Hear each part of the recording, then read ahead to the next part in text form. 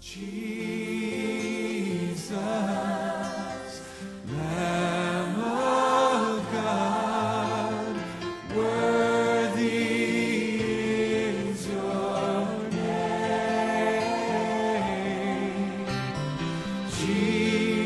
우리 지난주 성경의 지도에 대해서 말씀드렸는데요. 이 성경 우리 구약은 특별히 구약과 또 신약도 마찬가지입니다. 두 개의 큰 강을 중심으로 해서 세계가 형성되어 있다고 했습니다. 남쪽에는 애굽에 있는 나일강이고, 그리고 이쪽 내륙 쪽에는 바벨론이 있는 그 유프라테스 강이고, 그래서 아브라함은 어디 출신입니까? 바벨론 출신이죠. 아브라함은.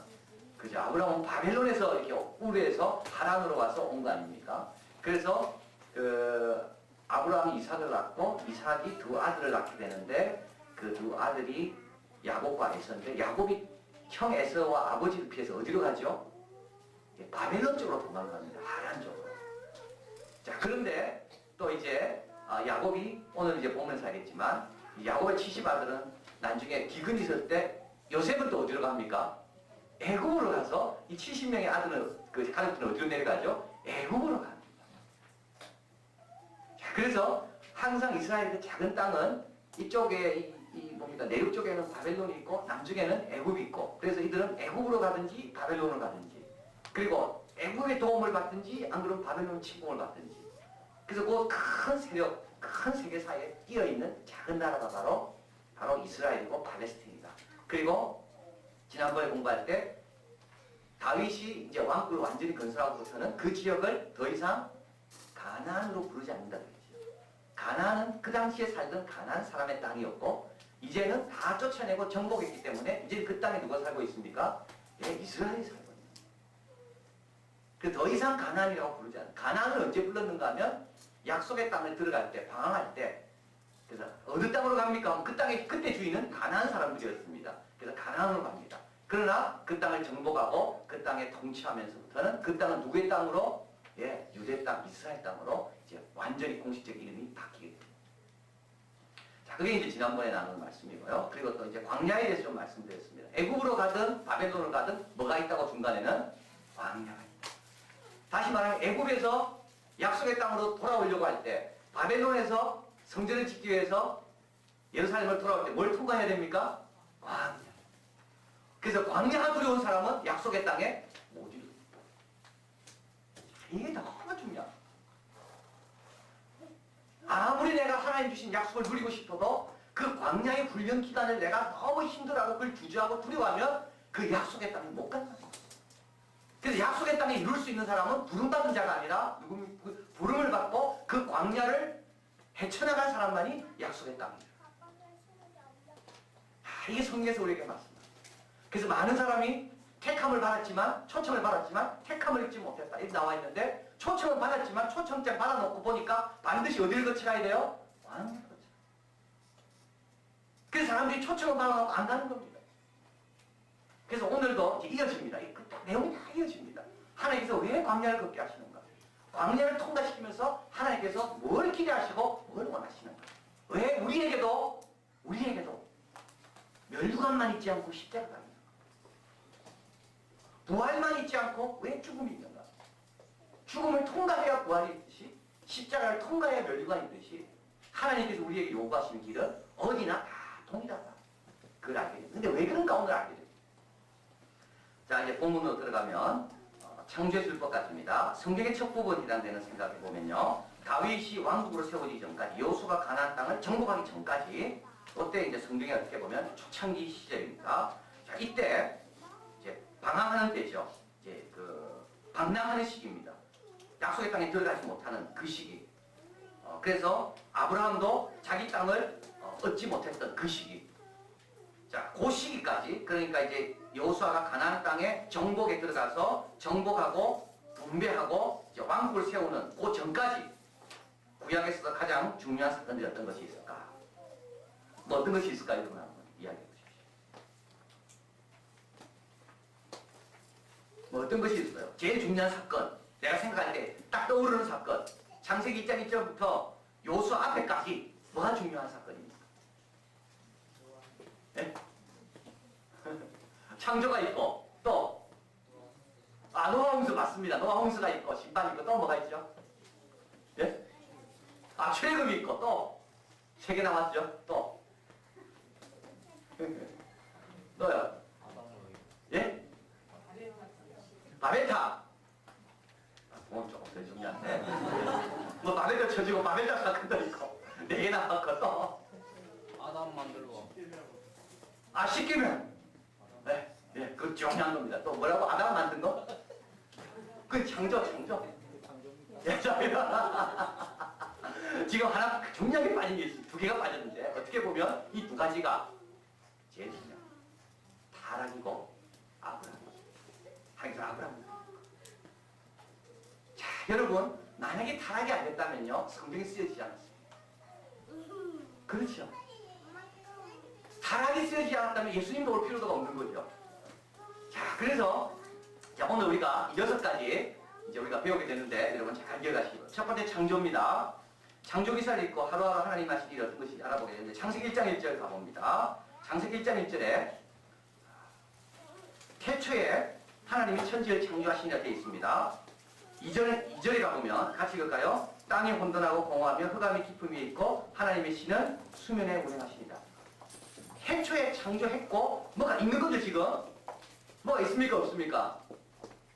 수면 위에 수면이 있잖아요. 그 위에 지금 하나님의 신이 운행한다는 말은 수면이 있는 거 아닙니까? 그 공허한 곳이 어딥니까 지금? 땅이라고 되어 있죠. 뭐가 있습니까 없습니까? 있습니다.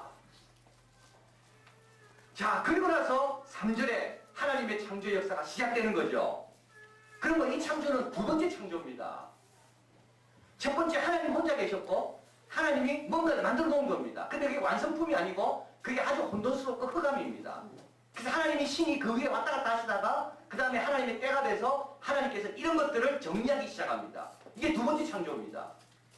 창세기 1장 1절에 보면 먼저 태초에 창조하셨고 그러나 그때는 땅이 어땠다고요? 공허하고 혼돈하며 흑암이 있었고 이런 상태로 쭉 가다가 하나님께서 이제 하나님이 만드신 이 재료들, 이 진로들을 가지고 이제 완성을 향해 나가는 겁니다. 이것이 6일 창조입니다. 이제 아시겠죠? 자, 이게 그동안 우리가 아는 거하고 조금 다르죠? 예, 그래서 이미 원래 창조가 한 번 있었고, 그 다음에 하나님께서 지켜보시다가 이제 빛을 창조하시고, 해와 달을 창조하시고, 쫙 창조가 이제 시작되기 시작합니다. 자, 그래서 창조를 보면, 첫째 날은 빛을 창조하시고, 둘째 날은 궁창은 하늘입니다. 그래서 하늘은 뭡니까? 하늘 위에 뭐가 있죠? 구름이 있죠. 구름이 뭡니까? 물 아닙니까? 그래서 궁창 위의 물과 궁창 밑의 물로 나누는 겁니다. 그래서 이게 궁창의 하늘입니다. 하늘. 그래서 하늘 위에는 구름이 있고 하늘 밑에는 물이 흐르고 있고요.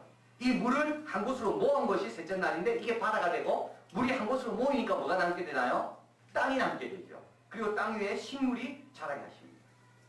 자, 이게 이제 셋째 날까지고요. 그 다음 넷째 날을 보면 해, 달, 별을 만드십니다. 자, 그런데 해, 달, 별을 만드실 때 해, 달, 별을 한번 가보면 우리 성경에 가보겠습니다. 창세기 1장 봅니다.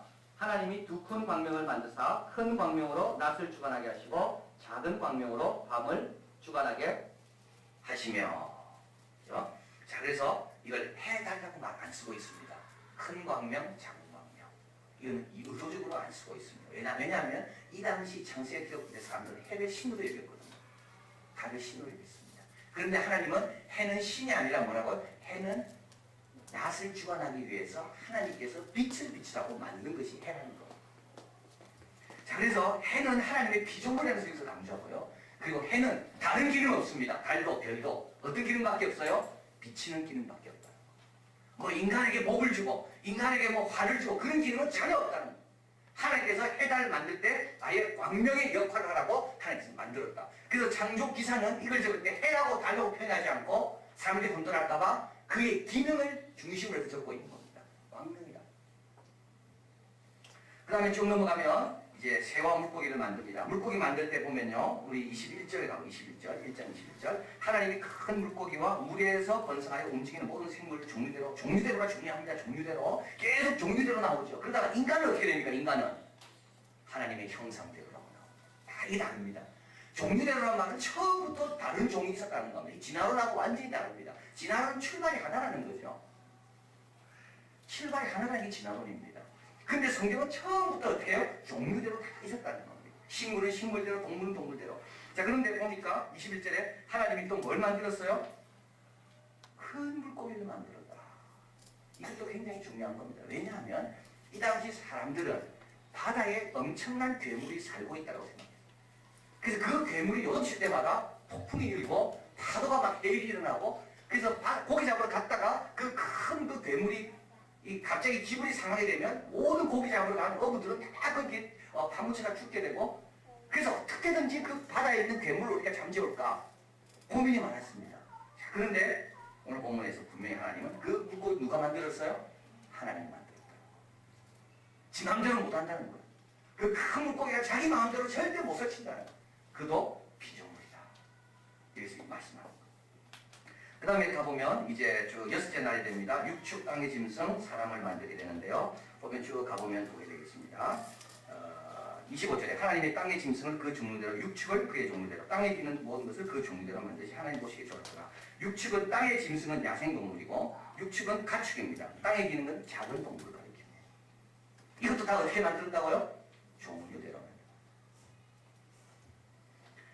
자, 그래서 우리는 흔히 착각합니다. 마지막 날은 사람만 만들었다고 생각하지만 그렇지 않습니다. 마지막 날은 육축, 땅의 짐승, 땅에 기는 것, 사람을 만들었습니다. 자, 그래서 한번 가보겠습니다. 첫째 날 빛을 만들고 넷째 날 뭘 만들죠? 해, 달, 별을 이렇게 대칭이 됩니다. 둘째 날 하늘을 만들고 그 다음에 하늘이 만들어지면서 물이 생기게 되잖아요. 물이 갈라지게 되잖아요. 그래서 하늘에 물이 있고 구름이 있고 땅에 물이 있고 그래서 그 물에 사는 새와 물고기를 하나님께서 넷째 날, 다섯째 날 만듭니다. 1, 4, 2, 5, 3, 6 딱딱 대칭이 되는 거죠. 그리고 세 번째 날은 바다, 땅, 식물, 동물을 만드는데 그리고 이 동물이 이쪽으로 왔는데 잘못 온 거죠. 이쪽으로 와야 됩니다. 사람 쪽으로. 예. 그리고 이제 여섯째 날에는 이 땅, 바다, 식물을 먹을 수 있는 사람과 동물을 만드시고. 자, 그래서 창조 기사가 두 개가 나오는데요. 1장의 창조는 이렇게 시작합니다. 첫째 날 뭘 만들고, 둘째 날 뭘 만들고, 셋째 날 뭘 만들고, 쫙 이렇게 시작됩니다. 근데 2장에 가보면, 2장에 가보겠습니다. 2장 1절에 보면, 일곱째 날을 복 주시며 쉽니다. 2장 3절에. 그리고 4절에 같이 읽을까요? 2장 4절. 여호와 하나님이 천지를 창조하신 때에 천지 창조의 계략은 이러하니라. 여호와 하나님이 땅에 비를 내게 하신 경작할 사람도 없었으므로 쭉 나오죠. 그 다음에 누가 나온가요? 7절 있습니다. 여호와 하나님이 흙으로 사람을 지으시고 생기를 그 코에 불어넣으시니 사람이 생명된지라. 자, 그래서 1장에서는 하나님의 형상대로 만들었다 되어 있고 2장은 뭐로 만들었어요? 흙으로 만들었습니다. 그래서 2장은요.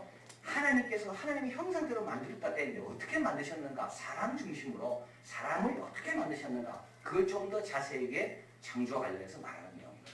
그래서 1장은 주제가 그겁니다. 온 세계가 어디서 왔는가? 2장은 주제가 뭘까요? 사람은 어디서 왔는가? 자, 그래서 하나님의 형상 따라 지음받았다는 말은 뭐냐면 하나님 대면하면서 지음받은 게 인간이란 말이고 하나님과 대면하도록 근데 죄를 지으면서 하나님과 대면하지 못하는 거죠. 그리고 2장은 뭡니까? 하나님과의 만남의 사건이 있어야지만 인간은 비로소 계속 완성되는 겁니다. 흙으로 짓는 걸로 안 됩니다. 코에 생기를 불어넣어야 되는 겁니다. 그래서 하나님과 인간의 관계는 계속 하나님으로부터 만남의 사건을 통해서만이 인간은 인간으로 완성되어 간다. 그것이 바로 창세기 2장에서 말하는 창조입니다. 자, 그 다음에 또 넘어갑니다. 그런데 이제 3장에 가보면 이제 인간이 타락을 하게 됩니다. 타락을 하면서 한번 가볼까요? 3장 15절, 3장 15절부터 가보면 이제 내가 너로 뱀에게 이야기하는 거죠. 여자의 원수가 되게 하고 너의 후손도 여자의 후손과 원수가 되게 하는 여자 후손 내 머리를 상하게 할 것이요 너는 그 발꿈치를 상하게 할 것이니라. 여자의 후손은 예수님을 가리킨다고 원시 복음이라고 하는데요. 그러나 사탄도 예수님을 상하게 하는 거죠. 못자국도 내고 머리에 그 가시 멸류관 상처도 내고 허리에 창자국도 내고. 자, 그리고 이제 16절에 여자에게 내가 내게 잉태하는 고통이 더해집니다. 잘 수고해야 됩니다. 그리고 아담에게도 아내의 말을 듣고 먹지 마라 나무 씨발을 먹었기 때문에 17절에 땅은 너로 인하여 저주를 받고 너는 종신토록 수고하여 소산을 먹을도록 됩니다. 땅이 가시덩굴과 엉겅퀴를 냅니다. 그래서 막 땅도 어려워지게 되고 아담과 이브도 어려워지게 되고 그 자녀들도 어렵게 태어나게 되고 그래서 타락이 되는 거죠. 타락으로 인하여 이와 모든 하나님이 창조하신 아름다운 것이 다 엉망이 되어버리는 겁니다. 에덴 동산에서 쫓겨나게 됩니다. 아담과 이브 때문에 아담, 이브는요 자기들은 에덴 동산도 경험하고 밖에도 경험했지만 그 이후에 태어난 모든 사람은 에덴 동산 경험을 못했습니다. 왜냐하면 에덴 동산 밖에서 태어났으니까. 가인도 에덴 동산 밖에서 태어났습니다. 이게 참 아담과 이브는 어떻게 보면 참 우리에게 참 나쁜 짓을 하는 선배 조상입니다. 자기들은 양쪽 다 경험해놓고 우리에게는 한쪽만 경험하게 하는 거죠. 이게 타락입니다. 타락. 자, 옆에 작은 글씨 한번 보겠습니다. 이 페이지 밑에. 죄는 뭐냐 그러면 죄는 하나님의 창조 세계에 전혀 하나님께서 계획하지 않은 겁니다. 낯선 침입자입니다. 우발적인 거고 왜곡된 것입니다. 오염된 물이 깨끗한 연못을 오염시키듯이 타락의 해로스러운 영향이 창조의 모든 능력으로 막 가시가 나고 은금키가 나고 막 수고를 해야 되고 남의 말을 들어야 되고 복종해야 되고 그러면서 영향을 다 미치기 시작했습니다. 그래서 하나님께서 1장 2장에는 창조의 질서가 나오죠. 그 다음부터는 하나님께서 뭘 계획하실까요? 새로운 질서를 계획하십니다. 그게 뭐냐? 구원의 질서입니다. 1장 2장에는요 창조만 나와 있지 구원의 계획은 없었습니다. 그런데 인간이 타락하면서부터 하나님께서 새로운 길을 내야 되는데 그 길이 뭐냐면 구원의 길입니다. 자, 그런데 이 구원의 길이 결국 누굴 통해서 이어지는가 하면 창세기 12장에 있는 오늘은 아브라함입니다. 그래서 아브라함이 중요한 겁니다. 성경에서 가장 중요한 장이 뭐냐 구약에서 창조가 아니라 아브라함입니다. 오늘 이 본문 하나님께서 아브라함을 통해서 인류를 구원할 계획이고 천하만국의 복을 받을 그 계획을 이제 본격적으로 시작하신 것이 아브라함. 자, 그런데 인간이 죄를 지었습니다. 그럼에도 불구하고 이제 이걸 우리가 꼭 하나 점검하고 가야 됩니다.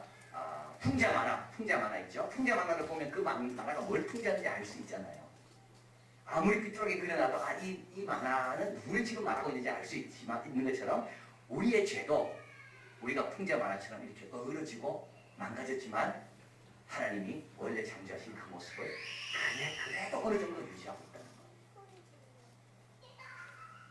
이걸 또 우리에게 꼭 알려줍니다.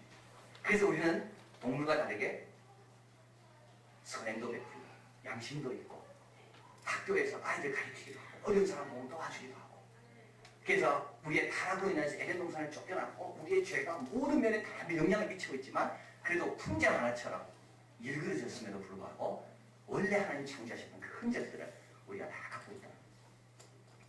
자, 그리고 구속은 뭐냐? 이제 구속이라는 말이 여기서 시작됩니다. 창세기 3장부터 이제 가죽 치마를 베입히시면서부터 죄를 가리면서부터 이제 하나님께서 인간을 어떻게 이 타락된 이 죄에 오염된 것으로 건져낼까? 이제 하나님의 일이 시작되는 거죠. 구속은 지혜의 무효화를 통해 모든 곳에 죄에 미친 영향력을 점진적으로 제거하고 같이 읽을까요? 창조계의 선함을 회복하는 것이다. 자, 그래서 여러분 이게 중요합니다. 창세기 1장 2장이 출발점이지만 창세기 2장 2장은 출발점이면 동시에 어디라고요? 돌아가는 목적지. 자, 노아 홍수가 나옵니다. 죄는 점점 확장되고 온 우주는 황폐화되는 내용이 노아 이야기입니다. 자, 그래서 밑에 점찍은 거 봅니다. 점차 죄에 빠지는 인간입니다. 남편과 아내 간의 불화, 에덴 동산 추방됩니다. 가인의 동생을 살인합니다. 그리고 가인의 자녀들이 보여준 야만적 행위가 있습니다. 그죠? 나에게 욕하면 내가 7배로 갚아주는 거죠. 신과 사람의 경계가 무너집니다. 사람의 딸들이 너무 예뻐가지고 신의 아들들이 와서 결혼합니다. 이 말은 뭐냐면 하나님과 인간의 경계가 무너졌다는 겁니다. 아무도 그걸 지키지 않는다는 말이에요. 이 말은 땅과 바다의 갈라짐으로 구별되고 질서가 잡힌 세상에 다시 혼돈으로 지금 치닫고 있는 것을 말합니다. 노아가 나옵니다. 노아는 누굽니까? 제2의 아담입니다. 그래서 노아 홍수로부터 새로운 인류가 시작되려고 하는 기회가 됐습니다. 근데 노아가 약해서 포도주를 먹고 취하게 되고 실수하게 되고 그것을 큰아들 함이 보고 비웃게 되고요. 그래서 그 저주를 받아서 그 함이 결국 누구의 조상이 되는가 하면 아스리아와 애굽의 조상이 돼요. 이들이 하나님 백성을 막 괴롭히게 되는 거죠. 그리고 바벨탑 사건, 아까 바벨탑 이야기하셨는데요. 바벨탑이 나옵니다. 이 바벨탑 사건은 11장에 나오는데 이거는 뭐냐면 이제는 더 이상 돌이키기가 어려운 지경으로 갔다는 거. 홍수까지 경험했는데도 불구하고 인간이 이제 하나님의 심판과 그 무지개를 보면서도 인간은 계속 어떻게 자기 이름을 내기 위하여 하나님 뜻을 거려가는 거예요. 그래서 하나님께서 언어를 혼동케 하시고 흩으시고 그리고 하나님께서 계획을 바꾸십니다. 누구를 부르십니까? 예? 아브라함을 부르시는 겁니다. 자, 인간의 힘으로 멈출 수 없는 죄의 상황. 그래서 여러분 창세기 12장에 보면 이 앞에까지는 주로 어떤 내용이었는가 하면 다 야단치고 심판하고 죄를 고발하는 내용이었어요.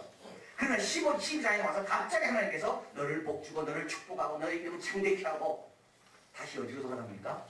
에덴의 관계로 돌아갑니다.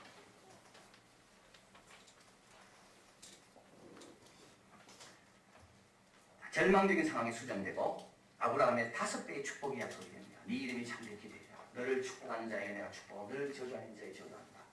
네가 어디로 가든지 형통하고 네가 모든 복의 근원이 될 것이고 이게 5배나 되는 축복이 나오는데 어떤 학자는 말하기를 타락할 때 5배에 되는 저주에 대한 대응이라는 거죠. 타락하면서부터 네가 힘써야 아이를 낳을 거고 노력해야지 네가 뭘 거고 가시덤불을 내고 이런 5배의 저주에 대항해서 하나님께서 아브라함을 부를 때 5배의 축복으로 부르시는 거예요. 다시 시작하는 겁니다. 아브라함과 함께. 자, 그런데 자, 여기서 중요한 건 뭐냐면 이제 하나님께서 모든 인류를 대하는 거죠. 노아 같은 경우만 해도 모든 인류입니다. 바벨탑은 모든 인류입니다. 근데 하나님께서 이제 모든 인류를 대하지 않고 누구를 택합니까? 한 사람을 택하고 한 가정을 택하셔서 이제 하나님의 일을 이루어 가시는 겁니다. 그래서 이제부터는 보편 역사에서 특수 역사로 바뀌고요. 이제부터는 세계사에서 구원사로 갈라지게 됩니다. 그리고 하나님은 어디에 관심이 있는가 하면 구원사에 관심이 있는 거예요. 성경은 뭐에 대한 기록이냐면 구원에 대한 기록입니다. 이게 엄청난 변화입니다. 그래서 창세기 12장이 왜 중요하냐면 여기서부터 온 인류를 상대하는 하나님께서 이제는 누구를 상대해요? 이스라엘 민족을 상대하는 거예요. 하나님이 택함받은 종을 상대하는 거예요. 그리고 하나님 택함받은 종을 통해서 하나님은 어떻게 해요? 온 인류를 구원하고자 하는 하나님의 계획이 이제 시작되기 시작됩니다. 그래서 세계사가 있고 구원사가 있습니다. 여러분 한번 보십시오. 이쪽에 세계사가 쫙 흘러가고 있습니다. 그죠? 막 왕들이 나타나고 막 정치가 있고 전쟁이 있습니다. 하나님은 신령 하나님 다 통치하지만 하나님의 관심은 어디에 있어요? 구원사에 있는 거예요. 왜냐하면 이 구원의 백성이 이 세계를 구원하기 때문에. 자, 이게 엄청난 겁니다. 그래서 하나님은 아브라함을 택할 때 천하만국이 복을 받는 데 있잖아요. 이 천하만국은 이게 세계사입니다. 페르시아 제국, 바벨론 제국, 나일 제국, 애국 제국 막 일어나더라도 하나님의 관심은 거기에 포로로 끌려간 요셉에게 있는 거예요. 왜냐하면 요셉을 통하여 그 후손을 통하여 결국 온 세계가 어디로 돌아가? 에덴으로 돌아갈 수가 있거든요. 자, 그래서 하나님께서 아브라함을 부를 때 창세기에서요 왜 창조에 대해서 이야기하는가 하면 창조를 우리에게 보여주기 위해서 이야기하는 게 아닙니다. 창조를 이야기하는 이유는 아브라함의 사명이 뭐고 아브라함을 부르신 하나님이 누군가를 알게 하기 위해서 지금까지 이 본문이 있는 겁니다. 그래서 창세기의 가장 핵심은 뭐냐면 창세기가 1장부터 11장까지 뭘 지금 우리에게 말하고자 하는가 하면 아브라함의 하나님은 창조의 하나님. 그 하나님이 인류를 구원하기 위하여 아브라함 같은 부족한 한 사람을 택하셨다. 자, 그걸 말하는 거. 아브라함은 누군가요? 그 시대에 대수롭지 않은 사람입니다. 그 시대에 대수롭지 않은 사람.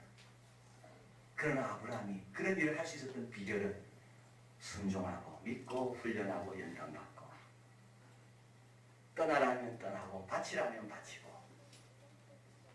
야, 이게 하나님의 너무 놀라운 섭리입니다. 하나님은 이 세계를 구원하기 위해서 페르시아나 뭐 바벨론이나 애굽이나 이런 나라의 왕을 택한 게 아니라 한 아브라함 그를 택했다는 거예요.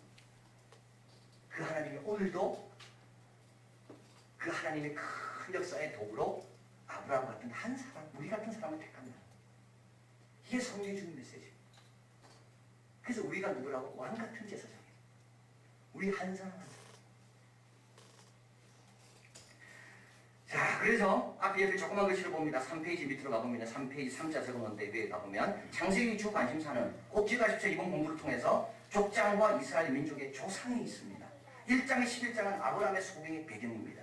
하나님의 계획 없이 인류의 절망밖에 없음을 1장 11장까지 말합니다. 그러나 족장들이 주는 약속들은 하나님의 원래 계획을 어떻게 성취하는지 족장들의 부르심의 사명은 창조의 배경을 하고 있음을 말합니다. 그래서 3장에서 11장까지는 왜 구원이 필요한가를 말한다면 1장 2장은 궁극적으로 돌아갈 목적지가 어디에 있는가. 그런데 그 일을 감당하기 위해서 하나님은 한 사람 아브라함을 택하셨다. 자, 그 다음에 이제 요셉이 나오고요. 요셉이 이제 그 애굽으로 끌려갑니다. 참 어떻게 보면 요셉 이야기도 다 마찬가지입니다. 여러분 요셉 이야기하고요, 이스라엘 백성 이야기하고 아브라함하고 다 동일합니다. 하나님이 택한 그 구원의 어떤 그런 도구가 되기 위해서는 그 고난과 역경을 견뎌내야 된다는 겁니다. 어떤 형편의 처지에 한다 할지라도 요셉 같으면 완전히 자포자기한 그런 형편이라 할지라도 요셉은 끝까지 그 하나님을 두려워하고 죄를 범하지 않고 끝까지 견딘 겁니다. 그걸 이야기하는 겁니다. 그래서 누구라도 광야를 통과하지 않고는 하나님의 부르심에 합당한 열매를 맺을 수 없다는 여기서 이야기하는 겁니다. 자, 그래서 모세가 건너갔습니다. 이건 어디로 갔습니까? 모세가 애굽으로 간 거예요. 모세가 바벨론으로 가지 않고, 원래 모세의 그 아버지 야곱은 어디로 갔나요? 형 에서를 피하고 아버지를 피해서 하나님 쪽 바벨론 쪽으로 간 겁니다. 근데 요셉은 끌려 어디로 갔나요? 애굽 쪽으로 간 겁니다. 자, 이것도 하나님이 어떤 뜻이 있는지 모르겠습니다. 그래서 하나님께서 양쪽 광야를 다 끌어가게 하시려고 나중에 바벨론으로 갈 거니까. 안 그러면 그 당시에는 애굽이 가장 뛰어난 나라니까. 자, 그래서 이제 요셉이 이렇게 고백합니다. 위에 한번 가볼까요? 4페이지 가보면 성경 구절이 있죠. 하나님이 같이 있습니다. 하나님이 큰 구원으로 당신들의 생명을 보존하시고 당신들의 후손을 세상에 두시고 나를 당신들 앞에 보내셨나니 그런즉 나를 이를 보낸 자는 당신들이 하나님 하나님이시라.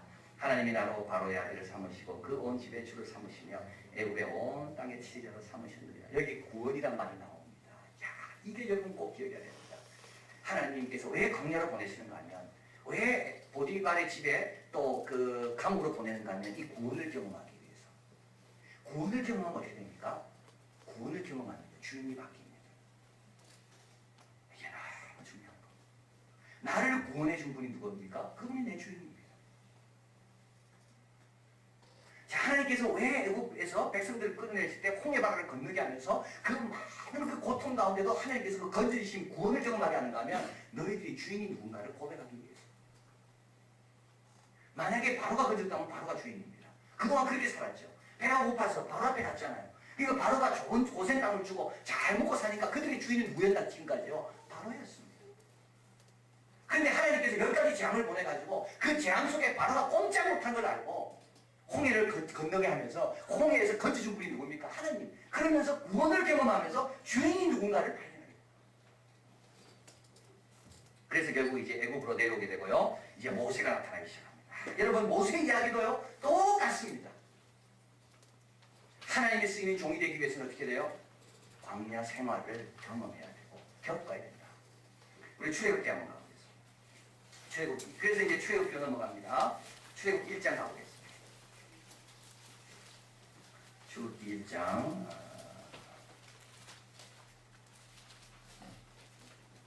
자, 5절 읽을까요? 이미 애굽에 있는 요셉까지 야곱의 혈속이 모두 70여이었더라. 요셉과 그 모든 형제와 그 시대 사람은 다 죽었고 이스라엘 자손은 생명이 중단하고 번식하고昌盛하고 심히 강대하여 온 땅에 가득하게 되었더라. 이걸 우리는 뭐라 말합니까? 축복이라고 말합니다. 축복. 그냥 주시는 겁니다. 잠자면서 받는 게 축복입니다. 축복은 인격적인 게 아닙니다. 예수 안 믿는 사람도 얼마나 축복받습니다. 얼마든지. 그냥 주시는 거예요. 하나님께서. 자, 그런데 어려움이 생기기 시작합니다. 3장을 넘어갑니다. 3장 7절 같이 있습니다. 여호와께서 가라사대 내가 애굽에 있는 내 백성의 고통을 정령히 보고 그들이 그 간육죄로 인하여 뭐 했다고요? 부르짖었죠. 부르짖으면서 어떻게 뭘 경험합니까? 구원을 경험합니다. 구원은 축복과 다릅니다. 축복은요 예수 안 믿어도 받고 축복은 인격적인 하나님 몰라도 받습니다. 이 백성들이 받은 게 바로 축복입니다. 이들은 애굽을 얼마나 좋아했는지 모릅니다. 그죠? 하나님께서 40년 동안 훈련받은 이유가 애굽의 때를 벗기기 위해서 그래요. 이들이 틈만 나면 애굽 이야기하는 거예요. 틈만 나면 옛날 살았던 그 애굽에 먹던 거. 그런 사람들이 축복이 간 거예요. 그런데 구원은 어떻게 해요? 부르짖어야만 받는 겁니다. 구원은 인격적인 거고 이거는 상호교통 가운데 받는 것이 구원입니다. 자, 그래서 하나님께서 이스라엘 백성을 주인이 누군가를 알게 하기 위해서 그들에게 뭘 하신다고요? 광야를 견제하시고 구원의 현장, 하나님 없이는 도울 수 없는 그런 현장으로 백성들을 이끌어 가시는 거예요. 그러면서 그들은 나중에 우리의 주님이 누구라고 하나님임을 알게 돼요. 자, 아브라함이 민족의 시조입니다. 그죠? 이스라엘 민족의 시조입니다. 아브라함부터 해서 70인이 됐죠. 애굽으로 내려갑니다. 그리고 430년이 지난 다음에 한 200만 명으로 늘어났습니다.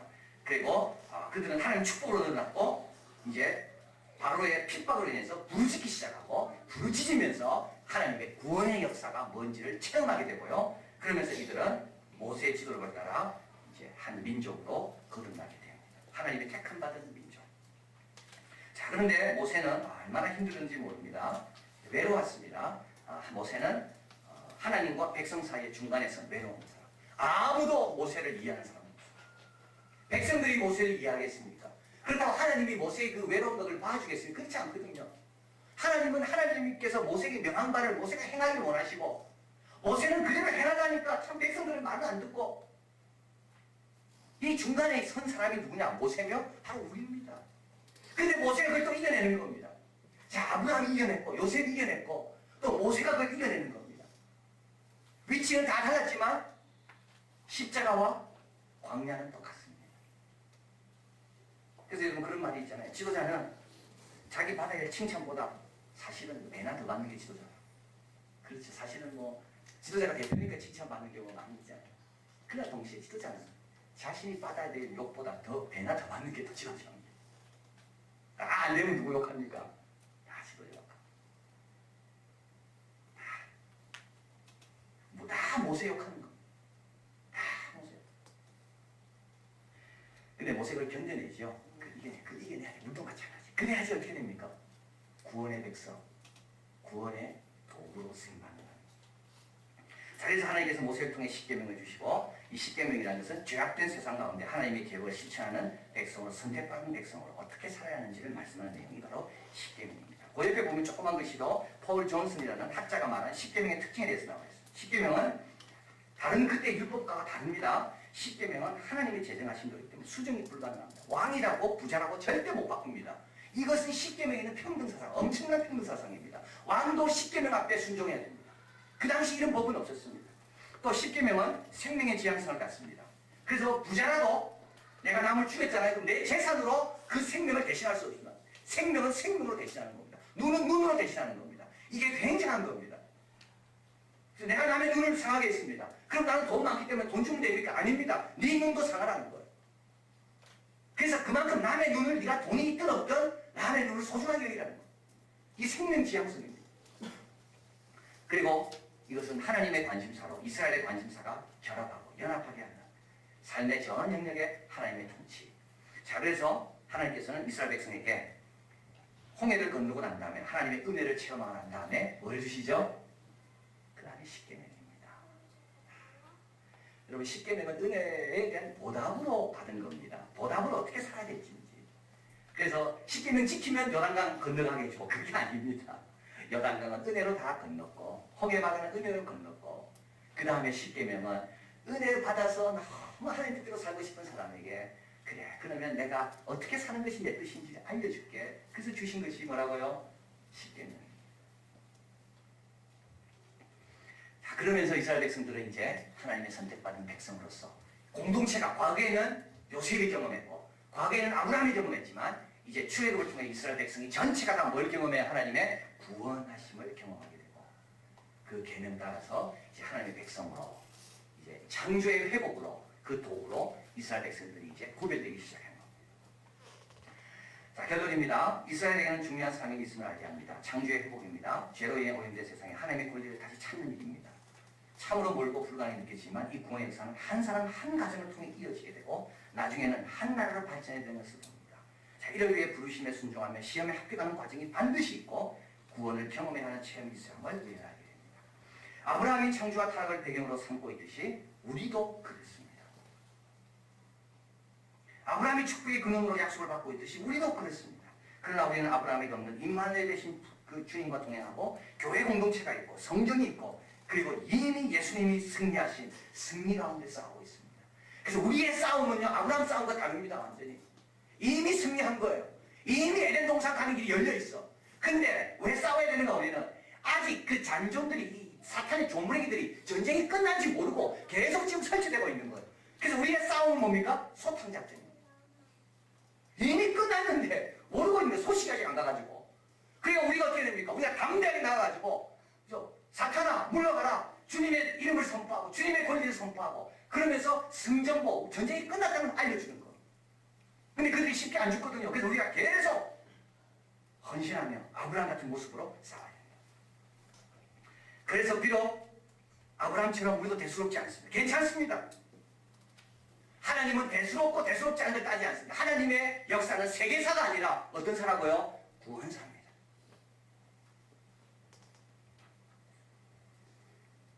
하나님은 부족한 우리를 통해서도 세계와 열방이 구속받도록 우리를 계속 인도해 가십니다. 그래서 아브라함이 귀한 거고, 그래서 그 아브라함의 반열로 예수님이 우리를 또 부르셨다. 자, 한번 요약하고 마치겠습니다. 성경에 6가지 사건입니다. 첫 번째 뭐죠? 창조. 두 번째는 뭐가 중요합니까? 타락. 세 번째는요? 노아 홍수. 네 번째는요? 쫙 내려가다가 아브라함도 다시 올라가기 시작합니다. 그리고 아브라함의 후손이 요셉이 애굽으로 가는 게 그게 몇 번째요? 다섯 번째. 너무 중요해요. 그게 애굽에 있다가 이제 모세와 함께 율법을 얻기 위해서 나오기 시작합니다. 그러면서 뭘 경험합니까? 구원을 경험합니다.